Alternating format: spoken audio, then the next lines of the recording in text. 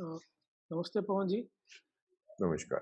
तो आज हम फिर से मिल रहे हैं और आज बात करेंगे गोयंका जी के बारे में।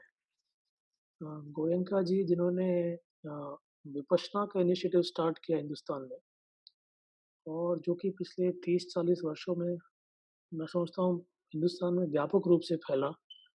धीरे-धीरे बहुत लोग इसमें इसका हिस्सा बने।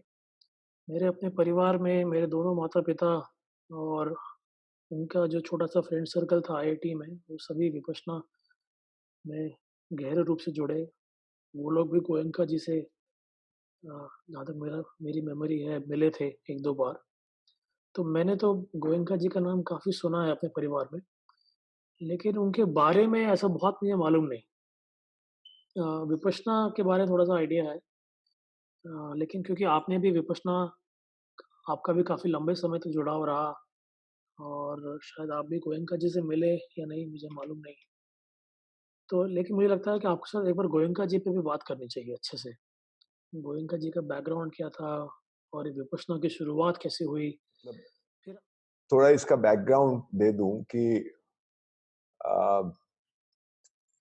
मैं एक ऐसे परिवार से हूं जहां पे सोशलिस्ट पॉलिटिक्स को मैंने जब से होश संभाला, उस तरह की चर्चाएं, उस तरह की बातें, एक इंटेलेक्चुअल बातें हमारे घर में और पॉलिटिकल बातें और एक सोशलिस्ट माहौल, मतलब लोहिया जी घर पे आके ठहरते थे। तो अ, अ, अ, ये पूरे सोशलिस्ट माहौल में मैं बड़ा हुआ और एक तरह का उसका अहंकार भी था कि इतने बड़े लोग आते हैं और इस तरह की बातें हमारे घर में होती है। उसके बाद पढ़ाई लिखाई में अच्छा होने की वजह से, ठीक ठाक होने की वजह से ये एक मान लिया गया कि मैं साइंस ही लूंगा।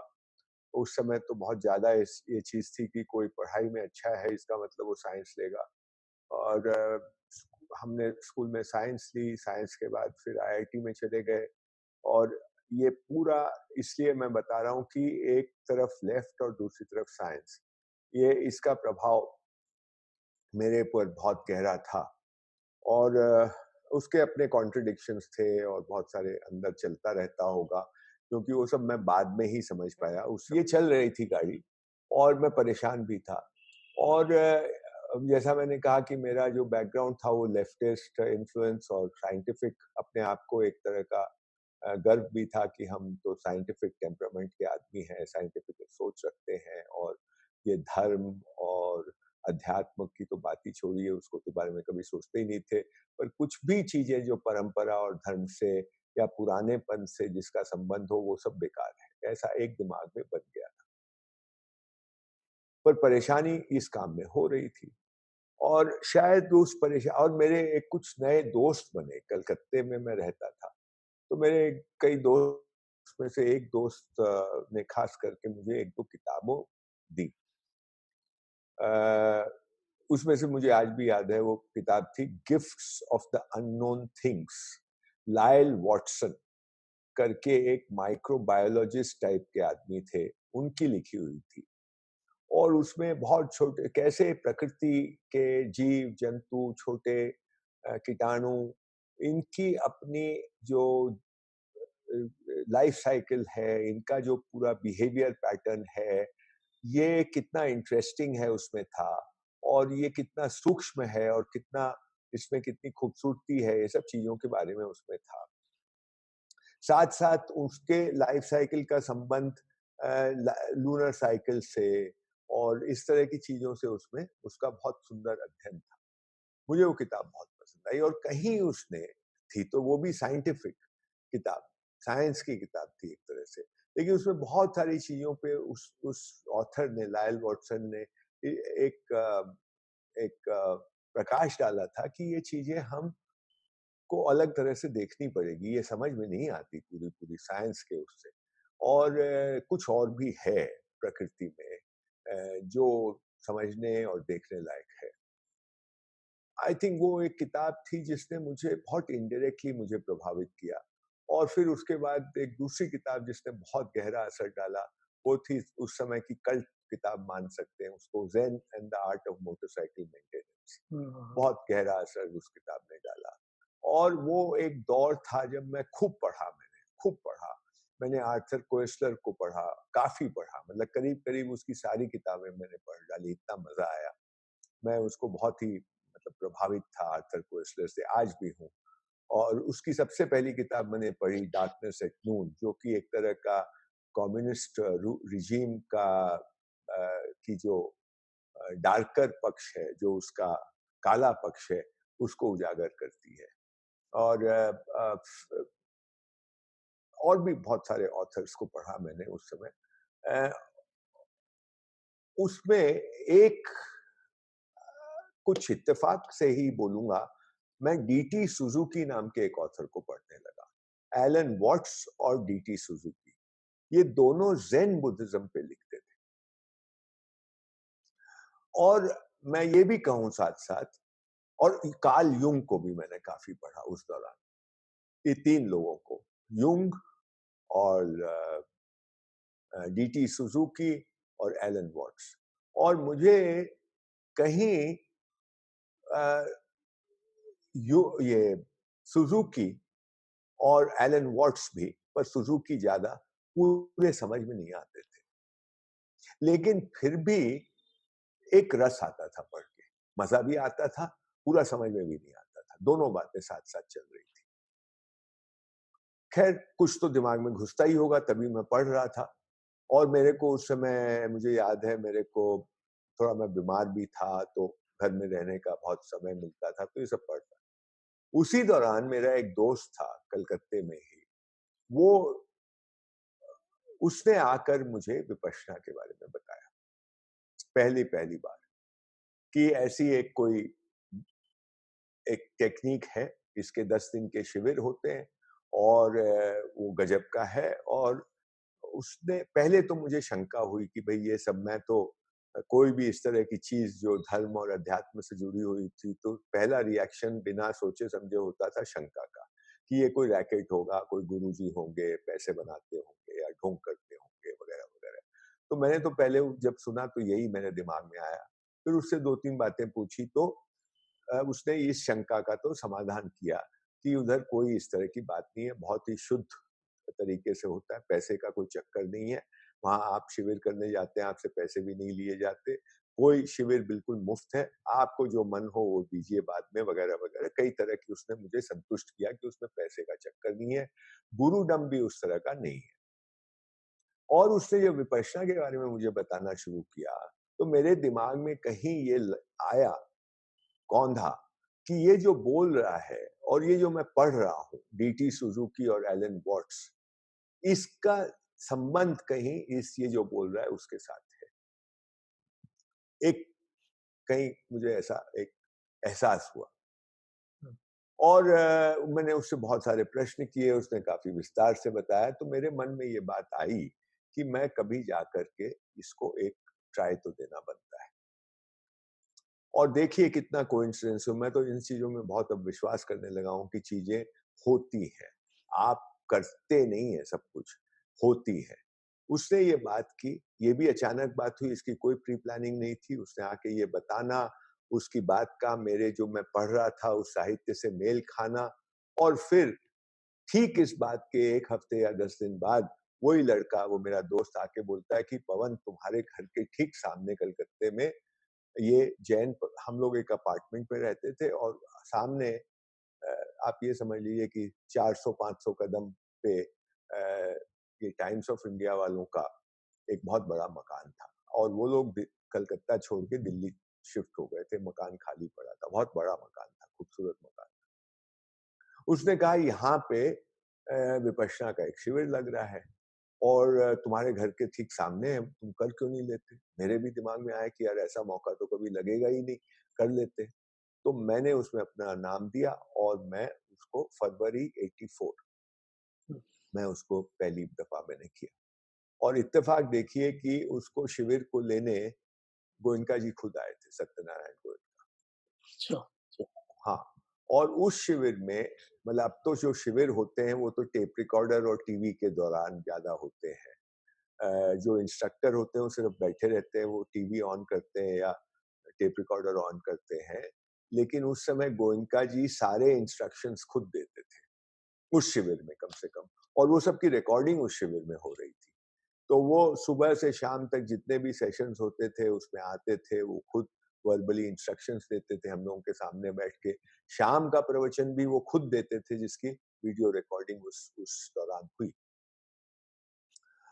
तो मैं गया था, और हुआ क्या कि साहब गोयनका जी को देखा, और मुझे जो वो बताते थे मैं बहुत निष्ठापूर्वक, जैसी मेरी अकल और जैसी मेरी बुद्धि, जैसे समझ में आया पूरा निष्ठा से मैं उसको करता था। लेकिन अपने को कुछ होए ही नहीं। जो वो उसमें संवेदना की बात होती है, संवेदना अपने को मिले नहीं।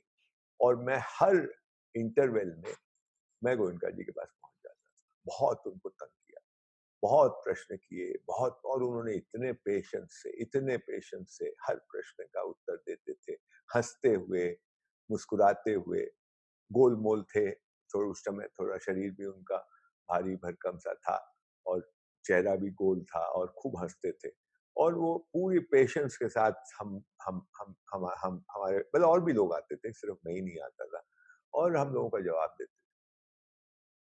उनकी खूबसूरती इस बात की थी, मैं क्योंकि हम लोग बैठते थे, अब मैं प्रश्न कर रहा हूँ, कुछ लोग और भी आए हुए हैं, वो भी बैठे हुए हैं, फिर मैं अलग हट गया और वो लोग प्रश्न कर रहे हैं, मैं वहीं बैठा हुआ हूँ। तो हम लोगों को मौका मिलता था, न सिर्फ हम लोग बात करते थे गोयनका जी से, पर दूसरे लोग भी बात कर रहे हैं, तो वो भी सुनने का हम लोगों को मौका मिल जाता था। मैंने देखा, एक ही प्रश्न लेके 4 लोग आए, और चारों को वो अलग-अलग, मूल बात तो एक वही रहती थी, लेकिन तरीका उनका बदल जाता था। और मुझे लगता है उनमें एक इंट्यूटिव पावर कहिए या एक्सपीरियंस कहिए, होता था कि ये आदमी ये जो प्रश्न कर रहा है, ये कहाँ से उसका प्रश्न उठ रहा है। इस आदमी की पृष्ठभूमि ऐसी है, इसका ऐसा एक कॉन्टेक्स्ट ये है, तो उस हिसाब से वो जवाब देने का प्रयास करते थे। शब्दों में एक ही प्रश्न 4 लोग कर रहे हैं, लेकिन चारों का कॉन्टेक्स्ट, चारों का बैकग्राउंड अलग-अलग है। उस बात को ध्यान में रख कर के उसका उत्तर वो देने का प्रयास करते थे। ये मैंने देखा, बहुत बारीकी से देखा। वो बोला, यार इसको समझदारी कहते हैं। इसमें कोई नाटक नहीं है, इसमें कोई बनावटीपन नहीं है, इसमें कोई धोखाधड़ी नहीं है। इसमें प्रयास है एक टीचर का कि जो मेरे पास आया है, उसको, उसकी जिज्ञासा को मैं पूरी तरह शांत करूँ। तो उस प्रश्न को मैकेनिकली ना ट्रीट करके, उसको उसके पूरे परिवेश, उसके पूरे कॉन्टेक्स्ट के साथ लेकर के वो एड्रेस करते थे। एक तो ये, मतलब मैंने बहुत कम ये चीज़ देखी है। हाँ। और जितना पेशेंस, और फिर उनके बारे में मैं क्या कहूँ, मतलब मैं तो जितना-जितना जानते गया, क्योंकि 84 में मैंने फ़रवरी में पहला शिविर किया, और आप समझ लीजिए कि 93-94 तक मैं पूरी निष्ठा के साथ हर साल 1 या 2 या 1 से ज़्यादा शिविर करना, और सुबह-शाम बैठने की चेष्टा करना। बाद में तो मुझे गोयनका जी ने असिस्टेंट टीचर भी बनाया, जूनियर असिस्टेंट टीचर, वो एक अलग बात है, वो तो बहुत बाद की बात है। तो मैं लगातार ये 10-12 साल उनके साथ जुड़ा रहा, और खूब उनके साथ भी मैंने बहुत सारे शिविर किए, वो मसूरी भी आए। मैं उनको लेकर के लाल बहादुर शास्त्री अकेडमी में भी उनका एक लेक्चर करवाया। तो हम लोगों का काफ़ी नज़दीकी संबंध रहा एक समय। अ, गोयनका जी बहुत पढ़े-लिखे नहीं थे। मेरे हिसाब से 10वीं पास हों तो हों। वो बर्मा के रहने वाले थे तो हिंदुस्तानी, मारवाड़ी थे, राजस्थान के उनके एंसेस्टर्स रहे होंगे, और वो लोग माइग्रेट करे होंगे कोई 100-150 साल पहले बर्मा, जिसको आजकल म्यांमार कहा जाता है। और वहाँ पे वो बड़े उद्योगपति बन गए, मतलब बहुत जल्दी उनको बहुत अच्छी सक्सेस मिली, और एक लीडर, सामाजिक नेता की तरह वो थे, मतलब जो समाज में एक लीडरशिप होती है वो उनकी थी। और वो सुना है ऐसा कि गीता में भी प्रवचन देते थे, और नाटक भी करते थे और मतलब एक्टिव आदमी थे और उद्योगपति थे। और उस समय म्यांमार में, बर्मा में नंबर 1 या 2 के उद्योगपति वो थे। और उसमें कहानी ये है कि साहब उनको बहुत कम उम्र में माइग्रेन हो गया। और माइग्रेन हो गया तो उसका उस ज़माने में, मतलब आज से ये समझिए 1940-50 की बात, 50 की बात होगी। उनको माइग्रेन हो गया तो वो उसका कोई इलाज नहीं, तो वो फिर पेन किलर्स खाइए, और पेन किलर्स का जो असर है वो धीरे-धीरे कम होता जाता है। तो फिर वो मॉर्फिन पे आ गए, और डॉक्टरों को ये डर हुआ कि ये मॉर्फिन लेते हैं इतना ज़्यादा, तो इनको लत पड़ जाएगी और ये तो बड़ा गड़बड़ हो जाएगा। तो उनको डॉक्टरों ने एडवाइस की कि आप स्विट्ज़रलैंड जाइए और वहाँ पे कुछ इसके इलाज हो सकते हैं, मॉर्फिन को हैंडल करने की भी कुछ बातें हो सकती है। वहाँ भी गए, कुछ फ़ायदा ज़्यादा कुछ हुआ नहीं। फिर जब लौट के आए तो ऐसा सुनते हैं कि उनको किसी ने कहा कि भई देखो यहाँ पे एक विपश्यना साधना होती है, और एक सायाजी युबा खिन करके एक व्यक्ति हैं, जो बड़े अफ़सर हैं, मतलब वो आईएएस टाइप जो भी उनका इक्विवेलेंट था वैसे वो आदमी थे, और बहुत ईमानदार अफ़सर थे, और 2-3 डिपार्टमेंट्स के को हेड करते थे। नामी-गिरामी आदमी थे और साथ में विपश्यना के टीचर भी थे। तो कहा गया कि उनको कहा गया कि सायाजी युबा खिन जो हैं वो विपश्यना के टीचर हैं और विपश्यना करवाते हैं, और बहुत लोगों को जिनको माइग्रेन है, उनके माइग्रेन ठीक हो गए विपश्यना करने से। तो इनको जब बार-बार कई जगह से ये सूचना मिली, तो सायाजी को ये जानते थे क्योंकि ये उद्योगपति थे, सायाजी बड़े अफ़सर थे, तो जानते थे एक-दूसरे को, सामाजिक कार्यक्रमों में और कार्यक्रमों में मिलते रहते होंगे। तो ये सायाजी के पास गए और बोले कि साहब हम विपश्यना करना चाहते हैं, आप हमको एडमिशन दीजिए। तो सायाजी बड़े कठोर और वेरी प्रिंसिपल्ड और cut and dried sort of आदमी थे। तो उन्होंने इनसे पूछा, फिर आप आने का आपका उद्देश्य क्या है? हुँ, तो इन्होंने कहा कि मुझे माइग्रेन है, और मैंने सुना है कि यहाँ माइग्रेन ठीक हो जाता है अगर मैं ये साधना करूँगा। तो उन्होंने कहा ये कोई अस्पताल नहीं है, आप जाइए यहाँ से। उन्होंने इनको एडमिशन नहीं दिया। तो ये वापस आ गए, और वापस आ गए तो साहब इनको फिर वो जिसने भी रिकमेंड किया था कि जाओ, तुमसे बात हुई होगी, बोले वो भगा दिया हमको।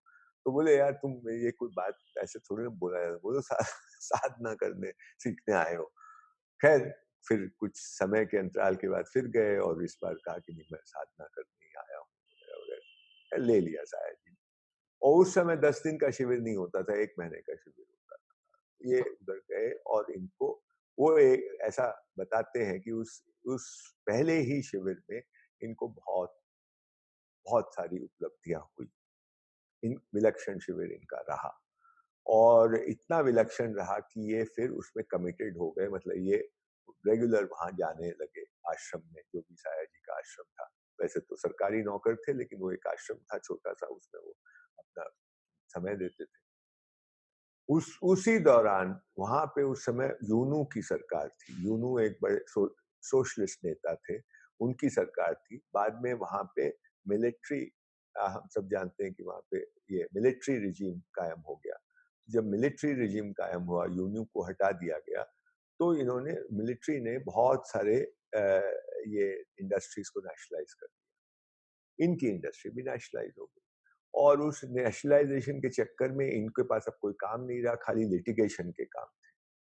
तो ये अपना जो समय इनके पास बहुत हो गया, तो ये वो समय राया जी के साथ लगाने लगे, वहाँ पे खुद भी साधना करते, और दूसरा काम क्या था कि वहाँ पे बहुत सारे उत्तर भारत के लोग बर्मा में बसे हुए थे। यानी खासकर बिहार और उत्तर प्रदेश के लोग बहुत बसे हुए थे, जो भोजपुरी और इस भाषा बोलते थे। उनको बर्मीज़ नहीं आती थी। ये जो हिंदुस्तान के यूपी बिहार के लोग वहाँ बसे हुए थे, उनमें से बहुत लोगों को बर्मीज़ नहीं आती थी। तो वो लोग भी आते थे विपश्यना करने, तो साया जी को दिक्कत होती थी उनसे बातचीत करने में। हुँ, उनको वो भाषा नहीं आती थी और उनको बर्मीज़ नहीं आती थी, तो गोयनका जी उनके बीच में एक इंटरप्रेटर का काम करने लगे, ट्रांसलेटर्स का। और इस तरह से वो साया जी के बहुत नज़दीक भी हो गए, और थोड़ा विद्या को भी, इसको विपश्यना को भी समझने का उनको बहुत मौका मिला, क्योंकि लोग प्रश्न करते हैं तो उसके जवाब होते हैं, तो उसमें बहुत सारी बारीकियां कभी-कभी आ जाती हैं। तो करीब 10, 12, 14 साल उन्होंने साया जी के साथ क्लोज़ली काम किया उधर, और अपनी साधना में भी पकते चले गए। उसके बाद साया जी का ऐसा कुछ बोलते हैं कि, बोलते क्या है, गोयनका जी का ही कहा हुआ है कि साया जी ये हमेशा मानते थे कि भई ये जो विद्या है, ये जो इतना अनमोल रत्न है, ये भारत से हमारे देश में आया है। ब्रह्म देश बोलते थे वो, कि बर्मा में, ब्रह्म देश में ये भारत से इतना ये रत्न आया हुआ है, विपश्यना का रत्न, और ये हमारे ऊपर एक ऋण है कि हमको जिस देश से आया है उधर ही, उसी देश में अब ये नहीं रही ये विद्या, तो हमको इसको वापस उस देश को अगर हम पहुंचा पाए तो एक ऋण से मुक्ति हो। ये उनका एक सोच था, और वो गोयनका जी से इस बात को अक्सर कहा करते थे। और ऐसा कुछ इत्तेफाक हुआ कि 66 या 67 की बात है, गोयनका जी उस टाइम जैसा मैंने कहा, उनकी इंडस्ट्री तो सारी नेशनलाइज हो ही गई थी, और ये लोग शायद इस तरह सोच रहे होंगे कि अब बर्मा में क्या करेंगे रह के। तो परिवार के बहुत सारे सदस्य वापस हिंदुस्तान आ गए थे, कभी इधर आए नहीं थे पर आने लगे थे, और इनके माता पिता भी यहाँ आ गए थे। गोयनका जी अभी बर्मा में ही थे, पर उनकी माँ की या पिताजी की, किसी की एक की तबीयत बहुत खराब हो गई यहाँ पे, तो वो आए वापस उनको देखने के लिए, गोयनका जी हिंदुस्तान। और अ, जब वो आ रहे थे, इस बीच एक और घटना है कि साया जी बहुत बार चेष्टा किए कि हिंदुस्तान आए और हिंदुस्तान आकर के इस विद्या को कम से कम इंट्रोड्यूस कर दें, लेकिन वहां की जो मिलिट्री रिजीम थी वो उनको कहती थी कि हम आपको धार्मिक कारण से हिंदुस्तान जाने का परमिशन नहीं दे सकते। आप ये लिखिए कि आप घूमने जा रहे हैं तो हम आपको जाने देंगे, लेकिन आप लिखेंगे कि मैं विपश्यना सिखाने या बौद्ध धर्म की बात करने वहां जा रहा हूं, तो हम आपको परमिशन नहीं दे सकते। तो ये बोले मैं झूठ नहीं लिखूंगा, मैं, मेरा मकसद वहां जाने का वही है, तो मैं नहीं, तो ये इनको आने नहीं दिया गया था। गोयनका जी हिंदुस्तान आ रहे थे अपने माँ या पिताजी को देखने के लिए, और इसलिए उन्होंने कहा गोयनका जी से कि भाई तुम जा रहे हो और तुम्हारी माँ की या पिताजी जिनकी भी हालत अच्छी नहीं है, तो एक काम करो, कम से कम उनको एक शिविर करा दो विपश्यना का, और ये काम तुम कर लो, तुम तो अब काबिल हो, तुम करा सकते हो। तो ये आए, इन्होंने एक शिविर किया, उसमें उनकी माँ बैठी, ये सब हुआ। और इन द मीन टाइम उनके गुरु साया जी की तबीयत वहां खराब हो गई और वो जाने वाले हो गए, और उनकी एक आखिरी इच्छा ये थी कि गोयनका से ये कहना कि इस विद्या को भारत देश में एस्टैब्लिश करें। अच्छा। हाँ, तो ये यहाँ फिर इन्होंने ये शुरू किया काम 67 से। और मतलब इनके पास तो कोई साधन नहीं, कुछ नहीं, शालाओं में जाके शिविर लगाना, कहीं किसी के घर में रह के शिविर लगाना, कहीं किसी मंदिर के परिसर में बैठ के शिविर लगाना, यानी पब्लिक स्पेसेस में ये शिविर लगा के इन्होंने काम शुरू किया 67। और ये समझ लीजिए कि आप, मैंने पहला शिविर 84 में किया, तो 67 15-16 साल में ये काफी वेल एस्टैब्लिश तब तक हो चुका था।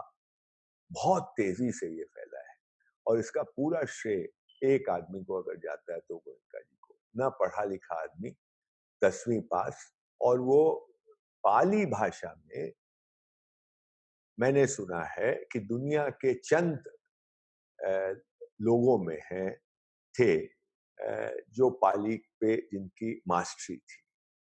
माने वो शब्द जिसके अर्थ, ये लोग इनसे अर्थ समझने आते थे कि साहब इस शब्द का ये अर्थ है या ये अर्थ है या कुछ और अर्थ।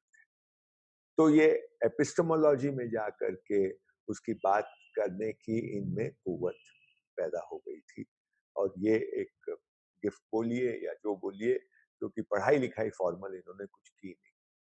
तो और फिर इन्होंने जो काम किया, एक तरफ तो विपश्यना, और बहुत शुद्ध रखा।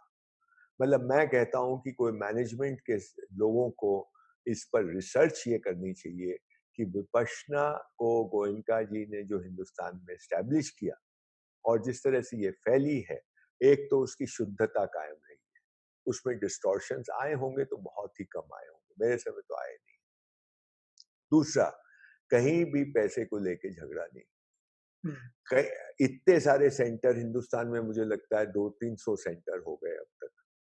कोई सेंटरों के बीच में आधिपत्य को लेके या स्वामित्व को लेके या ट्रस्टीशिप को लेके कहीं कोई झगड़ा नहीं। हर हर सेंटर, क्योंकि एक सेंटर देहरादून में जो बाद में बना, हम लोगों ने जिप्सी कैंप लगाना शुरू किया, उसके बाद वहाँ पे कोई बहुत ही सज्जन व्यक्ति गुप्ता जी, राजेश गुप्ता जी जयपुर से आए और उन्होंने कहा आपने तो शुरू कर दिया, मैं यहाँ पे एक सेंटर बनाता हूँ। उन्होंने वहाँ सेंटर बनाया। तो उस सेंटर में मैं भी शुरू के ट्रस्टीज में था, बाद में मैंने रिजाइन कर दिया। सारे ट्रस्ट, लोकल जो ट्रस्ट थे, जयपुर का ट्रस्ट, देहरादून का ट्रस्ट, जहाँ-जहाँ सेंटर है, वो उसमें लोकल ही लोग हैं। उसमें कोई एक कोई सेंट्रलाइज्ड कि वहां से कोई आएगा, नॉमिनेट होगा, गोयनका जी किसी को नॉमिनेट करेंगे ना, कुछ ऐसा नहीं। सब जगह लोकल ट्रस्टी हैं, वहीं का मैनेजमेंट है, और फिर भी उधर जो काम होता है, जिस तरह से शिविर चलते हैं, वो वैसे ही चलते हैं जैसे इगतपुरी में चले या जयपुर में चले या कहीं और चले। मतलब सारी व्यवस्था करीब करीब एक जैसी, मैनेजमेंट हर जगह लोकल, हुँ, टोटली ऑटोनॉमस, पैसे का इंतजाम से लेके पैसे आना जाना खर्च होना, वो सब लोकल लेवल पे होता है, उसकी कोई सेंट्रलाइज कुछ नहीं है। परंतु काम जो हो रहा है वो एग्जैक्टली द सेम जो हर किसी भी सेक्टर। ये कैसे संभव है आज के दिन, इस पर हम लोगों को सोच मतलब शोध करनी चाहिए। हुँ, मतलब आदमी तो वैसा ही है ना, इतना जिस तरह का जैसा हो गया आदमी, वही आदमी वहां भी है। कैसे इतनी शुद्धता उन्होंने रखी है, ये समझने लायक चीज है। और बिल्कुल आप अगर शिविर करने जाएं तो आपको कहीं भी परेशानी नहीं होगी। मतलब अगर 6:30 बजे नाश्ता है तो 6:30 बजे नाश्ता आपको मिल जाएगा, बढ़िया नाश्ता मिलेगा, खाना समय पे, नाश्ता समय पे, रात का जो भी होता है फलाहार, सब कुछ एकदम क्लॉकवर्क से चलता है। कोई बहुत लोग एम्प्लॉयड नहीं है, most of the people are volunteers, and yet it works and total silence. मतलब उधर कोई बात ही नहीं हो सकती। बिना बात किए कैसे व्यवस्था इतनी सुंदर चल सकती है, इसको अध्ययन करने वाली चीज, अध्ययन करने वाली चीज, शुद्ध मैनेजमेंट के पर्सपेक्टिव से भी अध्ययन करने वाली चीज है। तो ये गोयनका जी का व्यक्तित्व जो था वो, और मैं कई बाद में मैं कई बार इगतपुरी जाने का मैं कई बार जाता था, तो दिन के टाइम में लंच के टाइम के बाद मैं पहुंच जाता था उनके पास। तो हमेशा देखता तो कुछ पढ़ रहे हैं, कुछ ना कोई चीज पढ़ रहे हैं, और काफी विविधता या पढ़ते थे वो, काफी मतलब मैं तो कई बार देख के ये रहता था, अच्छा ये चीज पढ़ रहे हैं गोयनका जी, अच्छा ये भी पढ़ रहे हैं गोयनका जी। और अपने आप को पूरी तरह से चौकस रखना, अवेयर रखना, दुनिया में क्या हो रहा है क्या नहीं हो रहा है, अपनी बघाड़ना नहीं, बहुत ही सहज आदमी, हमेशा अपनी पत्नी को अपने साथ रखना, और कोई दिखावा नहीं, किसी भी तरह का दिखावा नहीं, चाहे वो कपड़े में हो, लत्ते में हो, बैठने में हो, उठने में हो, बातचीत में हो, बिल्कुल सहज व्यक्तित्व, बहुत ही सहज व्यक्तित्व, हंसमुख व्यक्तित्व, सेंस ऑफ ह्यूमर भी अच्छा था, इस तरह के आदमी। तो ये विपश्यना का समाज पे असर कैसे देखते हैं आप? मतलब इसमें ये अब तो काफ़ी साल हो गए विपश्यना को, 40 साल, 50 साल हो गए होंगे समाज में, हिंदुस्तान में। समाज पे असर इसका कैसे देखते हैं आप? समाज पे तो भाई मैं क्या कहूँ, पर हाँ, समाज पे देखिए, ये लोगों ने कभी समाज को बदलना है वाले, ये देखो ये है कि जितने भी इस तरह के सीरियस मूवमेंट्स हैं, वो व्यक्ति पे काम करते हैं। हुँ, मैं अपनी बात कह रहा हूँ, मतलब मैं अथॉरिटी नहीं हूँ, मेरी यही समझ बनी है कि ये सब व्यक्ति पे काम करते हैं, कि व्यक्ति में परिवर्तन हो, व्यक्ति की सोच ठीक से हो, अगर वो बदलेगा तो उसका असर दूसरों पे होगा और समाज बदलेगा। हुँ, दूसरा तरीका जो रहा है, वो जितने भी इज़म्स हैं आपके, हुँ, वो व्यवस्था पे काम करते हैं कि व्यवस्था को एक प्रकार ले, चाहे वो कम्युनिज्म हो, सोशलिज्म हो, व्यवस्था ऐसी बनाएँगे जिससे कि व्यक्ति उसके हिसाब से ढलेगा। हुँ, और ये लोगों का अप्रोच ये रहा है कि व्यक्ति को बदलो, तो व्यक्ति अपने आप प्रभाव डालेगा, समाज बदलेगा। व्यक्ति को बदल करके समाज बदलेगा, व्यवस्था बदलेगी। वो लोग व्यवस्था पे काम करके व्यक्ति को बदलने का काम, हुँ, ना वो सफल हुए। आज के ज़माने में अगर हम 100, 200, 500 साल का इतिहास देखें तो ये ना ये सफल हुए उस सेंस में। लेकिन मैं अगर मुझसे पूछो तो व्यवस्था बदल ये कहीं इस दोनों के बीच की कोई चीज़ होनी ज़रूरी है। हुँ, यू नो, जो आदमी पे भी, व्यक्ति पे भी काम करे, व्यक्ति को बदलने का, उसकी समझ को ठीक करने का, उसके अंदरूनी जो रुझान है उनको ठीक करने का, उसके विकारों को दूर करने का, इस तरह का काम भी हो, और व्यवस्था पर भी काम। और व्यवस्था में काम जो सबसे इसके बैठता है वो शिक्षा है, कि शिक्षा व्यवस्था कैसी हो ताकि वो इसको सपोर्ट करे। ये लोग जो काम करना चाह रहे हैं, जो मैं अच्छे और सीरियस कामों की बात कर रहा हूँ, जिसमें कोई किसी पर्टिकुलर सेक्ट वाला मामला नहीं है कि आपको किसी धर्म विशेष से उसकी बात हो रही है कि साहब जैसे क्रिश्चियनिटी में या इस्लाम में या आजकल कोई कोई हिंदू धर्म में भी इस तरह की बातें होने लगी, वो वाली बात नहीं। और एक जो अच्छा इंसान क्या होता है, उस पर काम करने की जो बात है, वो व्यक्तिगत स्तर पे ही ज़्यादा बैठती है। पर उसके साथ अगर दूसरा वाला सपोर्ट मिल जाए, शिक्षा व्यवस्था का सपोर्ट मिल जाए, तो ये बात और आगे निकल जाती है। क्योंकि मैं इस बात में विश्वास नहीं करता हूँ कि सब आदमी एक जैसे होते हैं। मतलब अगर उस आदमी के अंदर हज़ारों एलिमेंट्स हैं ना, बहुत सारे एस्पेक्ट्स हैं। बहुत सारे एस्पेक्ट्स में हम सिमिलर हैं, हम एक जैसे हैं। इसीलिए हमको ह्यूमन बीइंग कहा गया। The beingness is same. हुँ, लेकिन there is a large part within us which is इज यूनिक। मतलब दो भाइयों में भी एक जैसा नहीं है, दो जुड़वा भाई भाई और जुड़वा बहनों में भी एक जैसा नहीं है। तो वो यूनिकनेस भी है और सिमिलैरिटी भी है। ये दोनों साथ साथ चलती है। इसलिए सब पे एक फॉर्मूला लागू ही नहीं होता। कोई भी एक फॉर्मूला सब पे लागू हो जाए, ये नहीं होता। तो आपको व्यक्तिगत स्तर पे भी हर एक पे काम करने की, अगर हो सके तो करने की जरूरत है, और सामूहिक स्तर पे भी काम करने की जरूरत है। सामूहिक स्तर पे व्यवस्था वाला मामला, और व्यक्तिगत स्तर पे ये जो अध्यात्म की या धार्मिक तरीके होते हैं, वो कारगर हो।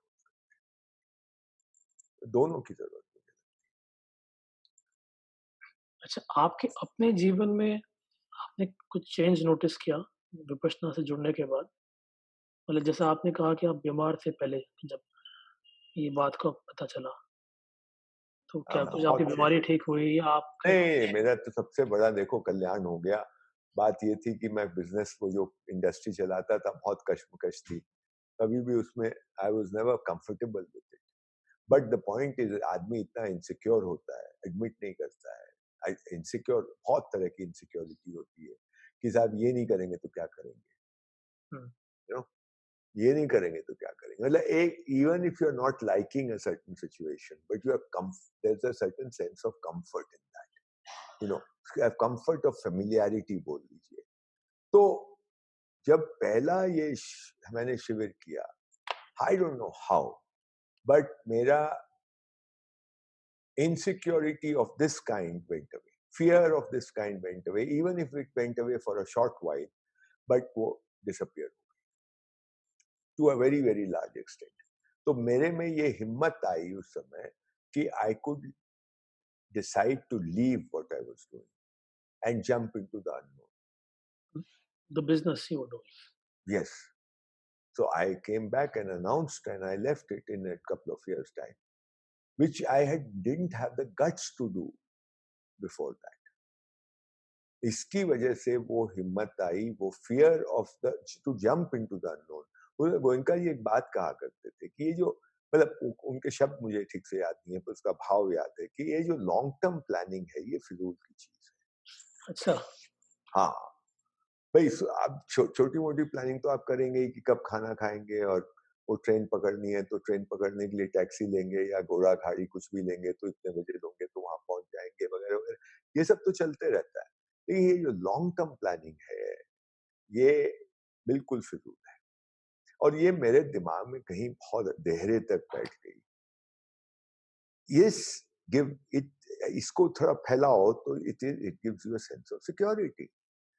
इतनी जो प्लानिंग होती है, और ये मॉडर्निटी की तो बीमारी है, they want everything exactly so, exactly so. अगर उस तरह से नहीं हुआ तो फिर बहुत गड़बड़ हो जाती है। Corona is a big example that it is just popped up out of nowhere, you know. चाहे वो मैन मेड हो या ना हो, वो एक अलग प्रश्न है, लेकिन it's totally, it's thrown the whole system out of gear because we are not trained to handle uncertainty ना। बट ये गोयनका जी का ये था कि लॉन्ग टर्म प्लानिंग फिजूल है, छोड़ दो, leave it, no, don't do it. इस तरह से नहीं बोला, पर ये मेरे दिमाग में ये बैठ बैठ गया। तो वो जो एक उससे मेरे को एक ये जो सेंस ऑफ इनसिक्योरिटी होती है of jumping into the unknown, वो कहीं ना कहीं उसमें विपश्यना का बहुत बड़ा हाथ था, and it still stays with me too I can, it's not so difficult for me to leave the comfort zone. I won't claim कि नहीं, मेरे बिल्कुल नहीं है, लेकिन जब मैं कंपेयर करता हूँ दूसरों से तो मैं पाता हूँ no, I I can leave the comfort zone if it really comes to that, you know. कोई ऐसी नहीं, बिकॉज आई, हमको लगता है कोई जो होना है वो होगा, यू नो, मतलब आप कितना भी प्लानिंग करिए उस तरह, और मेरी तो जिंदगी भी ऐसी ही चली है। I mean I, things have happened in my life. I very rarely can I take credit for whatever has happened, good or bad. It is only because of maybe also because of me, but not things have happened. I mean, such strange coincidences, such strange meeting with people which have impacted me in a great manner. Whether it was meeting Nagraj ji, happened, whether it was meeting Dharampal, it happened. Anything, you know, that has made a great impact on me and my life in many different ways. You know, not just people. Samdong Rinpoche, he happened, absolutely happened. You know, so, and these are the people. My asset is the kind of people I've met and the influences that they have had on me. This all has happened. I can't take credit for it. And I think that कहीं उसका बीज विपश्यना में था कि भाई हल्के हो जाओ थोड़ा सा ना, और it will be all right. वो कोई कोई किताब एक पढ़ी थी, उसमें एक जगह लिख वो बोलता है कि everything is all right in the end, and if it is not all right, it is not the end. So I, I think it's a great saying, you know. Vipassana ने वो बीज तो डाला, वो बहुत बड़ा बीज डाला, एक एक एक certain relaxed, you know, that there is no big deal, nothing is a big deal. अच्छा, फिर इसमें ये भी पूछने का मन कर रहा है, थोड़ा-सा अलग हटके, कि जैसे हम लोग जब बड़े हुए स्कूल में, कॉलेज में, हम लोग को बर्मा के बारे में कुछ पता ही नहीं था, और जो थोड़ा बहुत पता था वो मतलब कि मिलिट्री जुंटा है वहाँ पे और लोगों, लेकिन हमारा क्या रिश्ता है बर्मा के साथ, और बर्मा से इतनी बड़ी भेंट हमको मिली है। ये ऐसे तिब्बत के बारे में हमको कुछ ज़्यादा कुछ पता नहीं है। ये जो क्या कहेंगे इसको, एक इन्फॉर्म्ड, हम एक तरफ तो इन्फॉर्म्ड लोग हैं, लेकिन फिर भी ज़्यादा कुछ बिल्कुल, पता नहीं हम है। तो हम लोग तो पता नहीं, हम लोग तो इतने वेस्ट ओरिएंटेड हैं कि हमको अपने बगल का दिखाई ही नहीं देता हाँ, बिल्कुल बगल में है। है ये। बिल्कुल, आई मीन तिब्बत, मैं तो अभी बिकॉज ऑफ रिम्पोचे और इतने लोगों से मिल लिया हूँ तिब्बत के, और वो लोग कितनी इज्जत और कितना सम्मान भारत का करते हैं। कभी-कभी तो जब वो बात करते हैं, even Dalai Lama the way he talks about his indebtedness to India, हम तो नालंदा की परंपरा से हैं, और मतलब एम्बैरेसिंग सा लगने लगता है कि यार हाँ, ये हाँ। आदमी ऐसे जैसे बात करता है। नहीं, हाँ, जैसे ये और सयाजी ने कहा कि भई उनको हाँ, बोलो कि हाँ, हम रेडी हैं हाँ, और ये वापस हिंदुस्तान जाना चाहिए ये। हाँ, हाँ, मतलब हम लोग और तो ऐसी हम बात नहीं करते हैं। नहीं करते हैं। हम लोग टोटली ऑब्लिवियस हैं, और कोई अमेरिकन आके बोल दे कि ओहो हो क्या हिंदुस्तान है, तो हमको पता नहीं क्या हो जाएगा। पर हम अपने चारों तरफ, मतलब ये देखिए ना, पूरा इंडोनेशिया और थाईलैंड और यहाँ भी, मतलब they look at India with a very very different perspective. आपका बहुत सम्मान की दृष्टि से हिंदुस्तान को देखते हैं। मुझे याद है, आज से कितने साल पहले की बात मैं आपको बताऊं, 20 एक साल पुरानी बात, may be more. I was reading in a newspaper that Indonesia की फॉरेन मिनिस्टर यहाँ आई इंडिया, हुँ, और वो अयोध्या गई। अच्छा।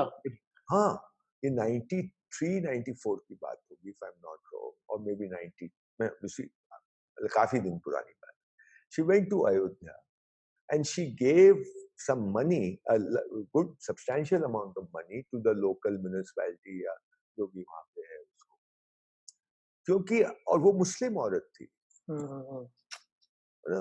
इंडोनेशिया तो मुस्लिम कंट्री है, हुँ, द हुँ, लार्जेस्ट मुस्लिम, वो, और वो, पर उनके नाम सब इस तरह के हैं, आप जानते ही हैं, सुकार्नो पुत्री और ये और वो हुँ, और वो। तो वो यहाँ वो, मतलब दे डिराइव, वो अपनी ट्रेडिशन, अपनी परंपरा में हिंदुस्तान की एक अलग जगह है, अयोध्या की एक अलग जगह है, उनकी परंपरा।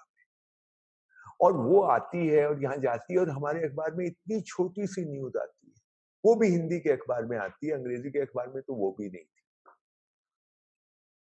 मतलब कोई आके आपको सम्मान दे रहा है, it should be big news इन हाँ, इन योर, है ना? और आप उसको तवज्जो ही नहीं दे रहे हैं। हाँ। अब ये क्या दिमाग है हम लोगों का, मैं क्या बताऊँ?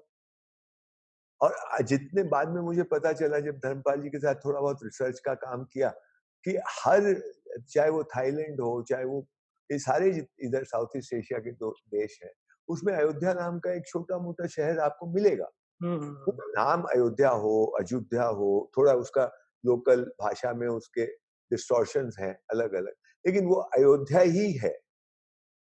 ऐसे हैं, फिर कुछ रामायण की परंपराएँ आपको मिलेंगी।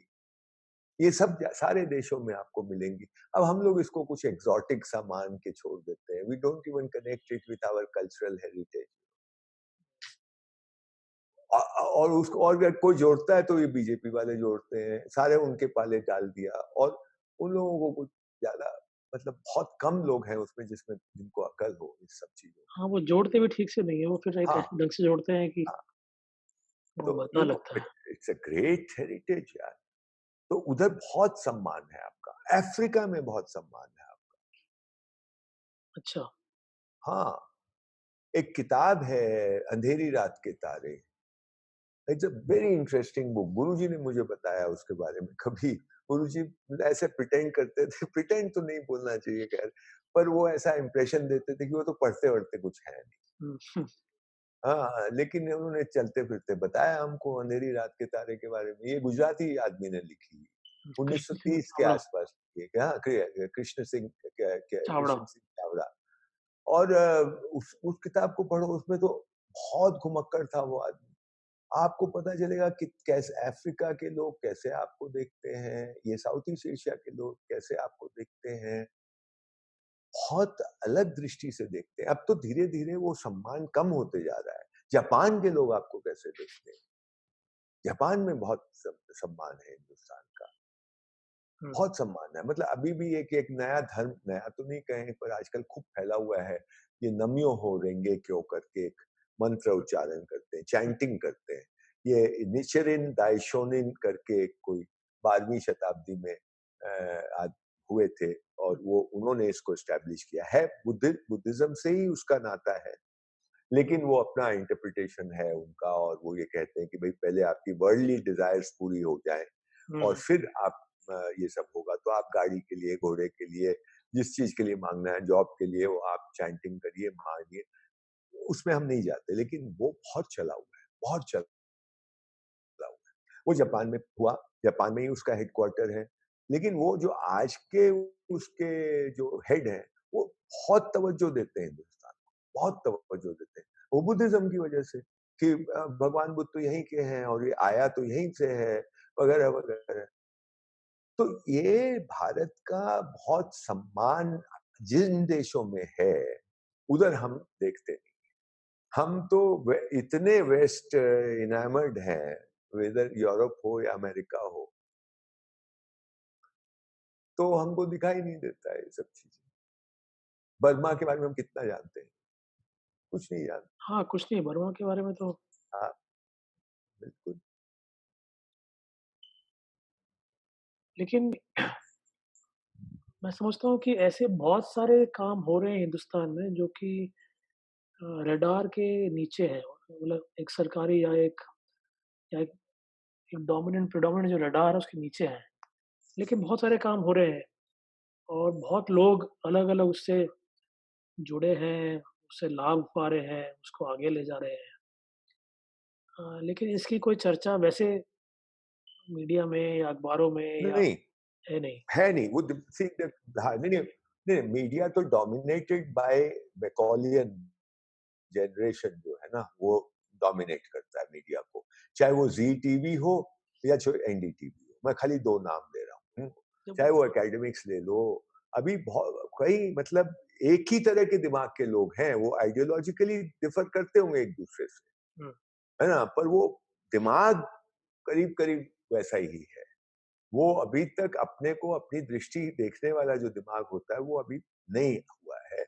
उस तरह के लोग अब मैं देख रहा हूँ यूट्यूब की वजह से और थोड़ा बहुत इस तरह की चीज़ें शुरू हुई हैं। बहुत सारे यंग लोग बात कर रहे हैं, कुछ एकेडमिक्स कुछ इंस्टीट्यूशंस भी खड़ी हुई हैं। मैं उनके काम को गहराई से जानता नहीं हूँ, लेकिन खड़ी हुई हैं। और वो लोग थोड़ा दूसरी तरह से काम करने की, दूसरी तरह से रिसर्च करने की चेष्टा करते हैं। अभी 10 दिन पहले मेरे पास एक ईमेल आया, तो उसमें रिसर्च फेलोशिप्स ऑफर हो रही थी और उसमें जब वो लिखा हुआ था कि किस तरह के, तो उसमें दिखाई दिया साफ-साफ कि ये जो रिसर्च का फॉर्मुलेशन है पूरा, ये अलग तरह से है, ये भारतीय दृष्टि से है। अ, तो इस तरह की चीज़ें लेकिन अभी शुरू हुई है। अब वो कितना आगे बढ़ती हैं, फैलती हैं, we have to see. Because जो भी हो, अभी 5-6 साल में एक स्पेस तो क्रिएट हुई है इन लोगों के लिए। हुँ, हाँ, वो अपने आप हो गई, वो किसी के करने से नहीं हुई है, वो एक स्पेस क्रिएट हो गई। इसलिए ये लोग थोड़ा पनप रहे हैं। अब इनको थोड़ा और 10, 12, 15 साल तो चाहिए टू गेन मैच्योरिटी। तो we will see. But yes, you are right कि that kind of a thing has started. मैं तो कई बार आजकल कुछ विदेश में भी 1-2 लड़के हैं, अमेरिका में, वो लोग इंटरव्यू करते हैं long distance and they have different perspective. वो पर्सपेक्टिव नहीं सुनाई देता था पहले। हुँ, वो तो शुरू हुआ है थोड़ा-सा। मतलब एक इंडियन पर्सपेक्टिव, इंडियन नज़र से देखना चीज़ों को, वेस्ट को क्रिटिसाइज़ करना अपनी नज़र से, हुँ। Not just systematically, but you know from cultural point of view, from civilizational point of view, ये सब थोड़ा बहुत शुरू हुआ है। सिविलाइजेशनल दृष्टि अ, की दिखाई देती है कि अब यंग लोगों में भी वो बात होने लगी है, ये तो दिखाई देता है। हाँ, बट इट नीड्स टाइम हाँ। To gain maturity. क्योंकि हिंदुस्तान तो 1947 में नहीं पैदा हुआ या 1951 में नहीं बना। हिंदुस्तान तो एक सिविलाइज़ेशन है, एक नेशन तो नहीं है। या ठीक है, बिल्कुल, तो बिल्कुल। ये भी पूछने का मन है कि अब तो शायद आप विवशता से नहीं जुड़े हैं, जिस तरह से उस टाइम जुड़े थे।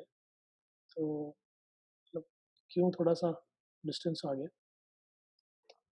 दूसरा क्या हुआ कि 93 मेरे को गोयनका जी ने जूनियर असिस्टेंट टीचर बना दिया 93 में।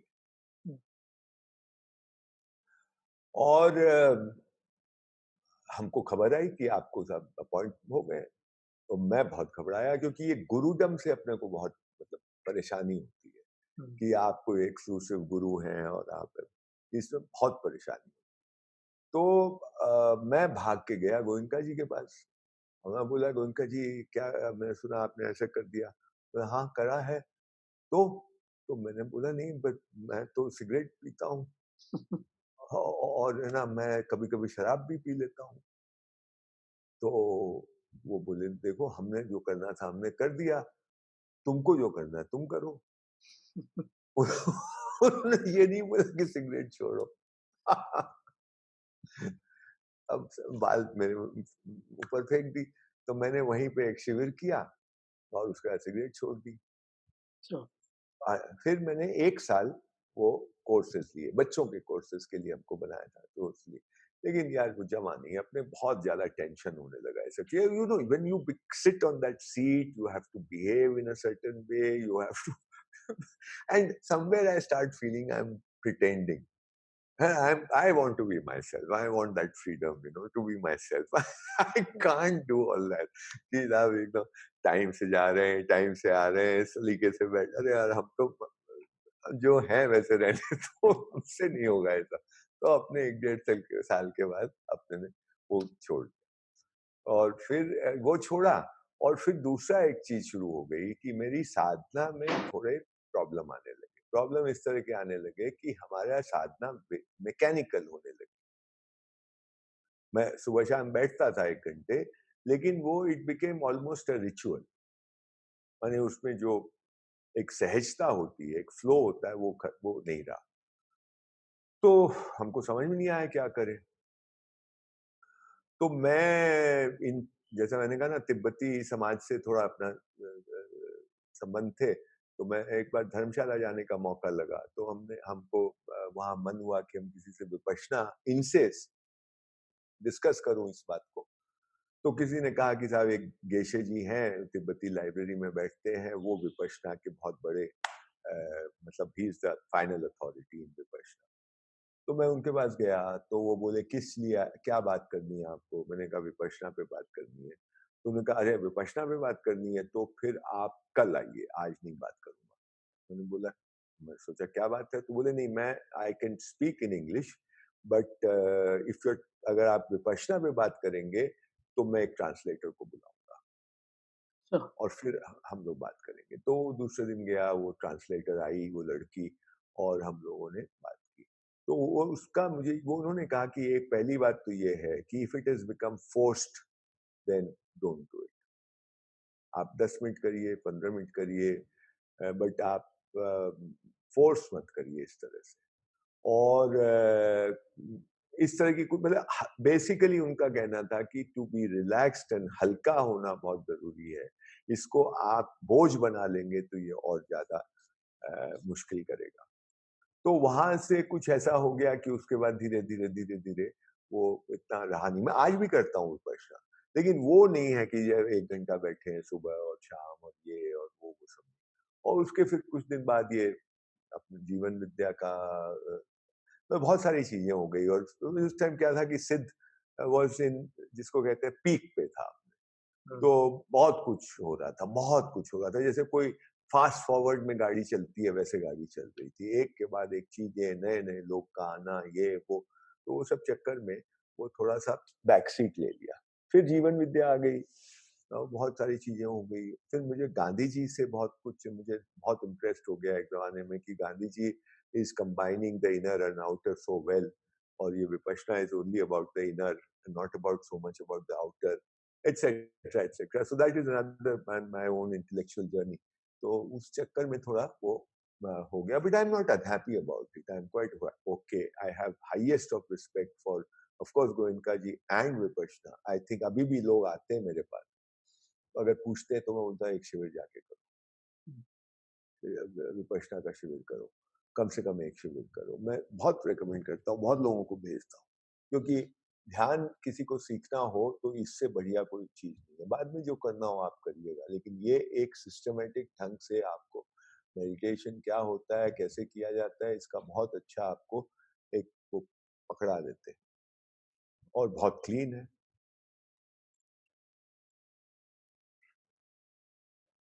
ठीक है। तो गोयंका जी तो चले गए अब, हुँ। तो उनके जाने के बाद अभी कैसा चल रहा है आपकी ये जानकारी? मुझे ज़्यादा नहीं पता। पर हाँ, मैं ज़रूर देहरादून के सेंटर गया हूँ, और सब कुछ सामान्य चल रहा है। लेकिन लीडरशिप का क्या हाल है, मैं नहीं कह सकता। आई थिंक उन्होंने ऐसी व्यवस्था बनाई, अगेन मैं कहूंगा इस पे बहुत जबरदस्त काम होना चाहिए कि how come one man without being at the helm of affairs, without centralizing anything, how did he establish such a huge network. मतलब ये खाली देश में नहीं, देश में 300 करीब है, विदेश में 100-150 है, मतलब सब मिला के 400-500 सेंटर चल रहे हैं पूरी दुनिया में। कहीं कोई सेंट्रलाइजेशन नहीं है, सब एग्जैक्टली वही काम करते हैं, सब जगह ऑटोनॉमी है, सब जगह अपनी अपनी स्वायत्तता है, और फिर भी वैसे ही काम हो रहा है। आज तक कोई पैसे को लेके, कोई सत्ता को लेके, कोई लीडरशिप को लेके झगड़ा मैंने नहीं सुना। क्योंकि एक बड़ा चैलेंज तो ये आता है ना कि जब व्यक्ति चला जाता है तो उसके बाद फिर हाँ, चीज़ें बिखर जाती हैं कई बार। बिल्कुल, बिल्कुल। ये तो उस आदमी का विजन, उस आदमी की सोच, और उस आदमी का परहैप्स बिजनेस का जो बैकग्राउंड रहा है उनका, हुँ, he was a businessman and industrialist, तो उसकी अपनी जो ट्रेनिंग होती है ना, ये देखिए, ये जो अभी एक आजकल के ज़माने में ये पॉलिटिकली इनकरेक्ट बात होगी, पर ये जो परिवार से आपको मिलता है ना, धंधे का गुर, हुँ, चाहे वो कोई भी धंधा हो, वो जो गुर आपको मिलते हैं वहाँ से, वो कुछ चीज़ें सिखाई नहीं जा सकती, वो आप इम्बाइब करते हैं। हुँ, तो ये जो गोयनका जी ने मैनेजमेंट को इम्बाइब किया होगा, पैसे से कहाँ-कहाँ प्रॉब्लम्स हो सकते हैं और उसको कैसे प्रीएम्प्ट किया जाए, ये उनको एक उसकी इंट्यूटिव समझ बहुत हुँ, गहरी है। ये चीज़ें बहुत ज़्यादा सिखाई या आर्टिकुलेट भी नहीं की जा सकती कभी-कभी। ये बहुत एक इंट्यूटिव सेंस होता है, यू नो। कुछ चीज़ें हर आदमी अगर अपने में झाँक के देखेगा, तो पाएगा कि देयर आर मेनी थिंग्स, वो जो अपने जीवन में जिस तरह की जो उसके स्ट्रेंथ्स हैं, वो स्ट्रेंथ एक्चुअली पढ़ाई-लिखाई से नहीं आए। हुँ, वो फॉर्मल पढ़ाई-लिखाई से नहीं आए। वो आपको वातावरण से, अपने एटमॉस्फेयर से, अपने परिवार से, या परिवार के किसी कोई भी चीज़, मतलब वो कहीं और से आए। कहने का मतलब ये है, वो फॉर्मल स्ट्रक्चर्ड लर्निंग से नहीं आए हैं। वो एक सेंस आपका डेवलप हो गया है, और वो आपका स्ट्रेंथ बन जाता है। हुँ, It could be management, it could be money, it could be leadership, it could be relationships. You know, how do you relate to people? Uh, it could be any of these things, but they are very very important areas which become your strength in your. I think this is true for everyone if you look deep inside. कि ये जो trait है, जो जिसको मैं कहूँगा कि ये मेरा स्ट्रेंथ है, ये कहाँ से आया, कैसे आया? तो आपको कहीं वो दूसरी तरह से आया। वो स्कूल या कॉलेज जाके नहीं आया। तो ये सेंस गोयनका जी में ज़बरदस्त था। मुझे तो ऐसा ही लगता है। और वो कभी मैंने उनको एडवाइस देते हुए नहीं सुना। You know, in the sense, बहुत लोग आते थे पूछने के लिए, अपने पर्सनल प्रॉब्लम्स को डिस्कस करने के लिए। He never would go give specific advice in terms of doing, हुँ, कि तुम ये कर लो या वो कर लो, ऐसा नहीं। He would place that problem in a certain, मतलब एक तरह से उसको फिलोसफिकल, या उसकी जो फंडामेंटल इश्यूज है ना, उसको आपके सामने ला पेश कर देते थे। ये ऐसा ऐसा है ना, ये देखो ऐसा यही है ना बात। उसको उसका उसका जो व्यापक रूप है वो दिखा देते थे, उसका जो निराकार रूप है वो दिखा देते थे, और फिर आपको कुछ दिख जाता था, फिर यू डिसाइड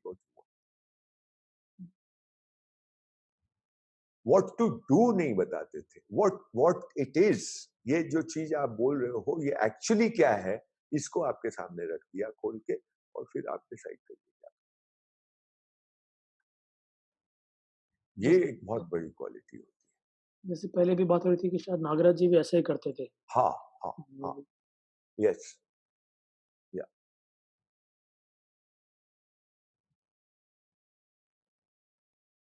ठीक है, तो पवन जी कुछ या और गोयनका जी ने। मैं मतलब एक बात बस हाँ, कहना चाहूँगा कि मैंने उस दिन कहा था कि भई कुछ लोगों के प्रति मैं बहुत कृतज्ञ हूँ हाँ, और they shaped me the way I am, good और बैड। तो उसमें मैंने नागराज जी का नाम लिया था। गोयनका जी का भी मतलब बहुत कृतज्ञ हूँ, बहुत कृतज्ञ और उनसे बहुत ज़्यादा स्नेह मिला, बहुत ज़्यादा आत्मीयता मिली और मैं अभी भी I can feel that smile on his face and that almost there was this humor in it also. तो हमको याद है हम और अनुराधा गए उनके पास तो बोले कि बस विपश्यना करते जाओ सब ठीक हो जाएगा। उन्होंने कोई एडवाइस नहीं दी कि क्या करना है विपश्यना करते जाओ सब ठीक। और जब तक ठीक नहीं होगा तब तक अंत नहीं है। हाँ बिल्कुल, everything is all right in the